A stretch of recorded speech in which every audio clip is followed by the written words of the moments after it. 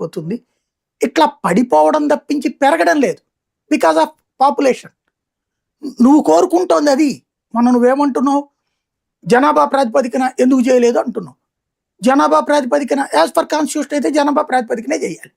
మనకి 1975 సంవత్సరం 76 సంవత్సరంలో ఫ్రీజ్ చేశారు. 25 సంవత్సరాల దాకా ఇక నియోజకవర్గాలు పునర్విభజన చేయొద్దండి. అంతకుముందు 10 ఏళ్లకోసారి అనుకున్నారు, తర్వాత 20 ఏళ్లకోసారి అనుకున్నారు. అప్పుడు 25 ఏళ్ల దాకా ఫ్రీజ్ చేశారు. మళ్ళీ 2001లో వాజ్పేయి ఉన్నప్పుడు మళ్ళీ ఫ్రీజ్ చేశారు ఇంకొక 25 సంవత్సరాలు. 50 ఏళ్ల నుంచి నియోజకవర్గాల పునర్విభజన జరగలేదు. 50 ఏళ్ల క్రితం ఉన్న లెక్క ఎంత అంటే, ఆ రోజునున్న లెక్క ప్రకారం 10 లక్షల మంది ఓటర్లకి ఒక ఎంపీ. ఆ తర్వాత చూసుకుంటే 2021 లెక్కల ప్రకారం చూసుకుంటే 20 లక్షల మందికి ఒక ఎంపీ 179 నియోజకవర్గాల్లో ఉన్నారు.